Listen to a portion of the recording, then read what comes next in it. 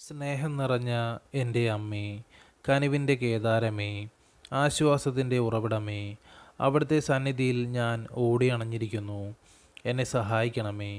എൻ്റെ ജീവിതത്തിലെ ഓരോ നിമിഷവും ഞാൻ സന്തോഷിക്കുമ്പോഴും സങ്കടപ്പെടുമ്പോഴും നിരാശപ്പെടുമ്പോഴും അങ്ങയുടെ വാത്സല്യം അറിയട്ടെ.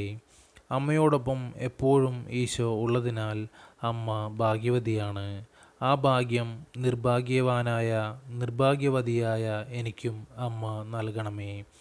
ഇപ്പോൾ ഞങ്ങൾ പ്രത്യേകമായി ആഗ്രഹിക്കുന്ന ആവശ്യം, ഈ നിമിഷം നമ്മുടെ ഓരോ വ്യക്തിപരമായ ആവശ്യങ്ങളും മാതാവിന് മുമ്പിൽ സമർപ്പിക്കാം.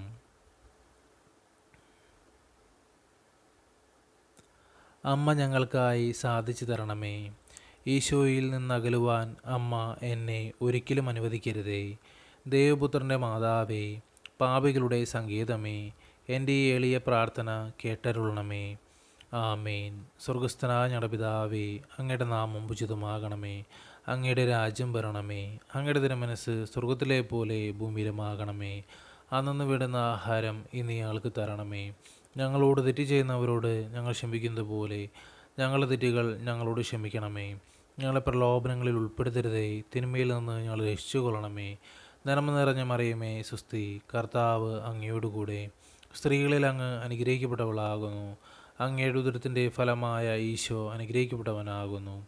പരിശുദ്ധ മറിയമേ, തമ്പുരാൻ്റെ അമ്മേ, പാപികളായ ഞങ്ങൾക്ക് വേണ്ടി ഇപ്പോഴും ഞങ്ങളുടെ മരണസമയത്തും തമ്പുരാനോട് അപേക്ഷിച്ചു കൊള്ളണമേ. ആമേൻ. പിതാവിനും പുത്രനും പരിശുദ്ധാത്മാവിന് സ്തുതി, ആദിലെ പോലെ ഇപ്പോഴും എപ്പോഴും എന്നേക്കും. ആമേൻ.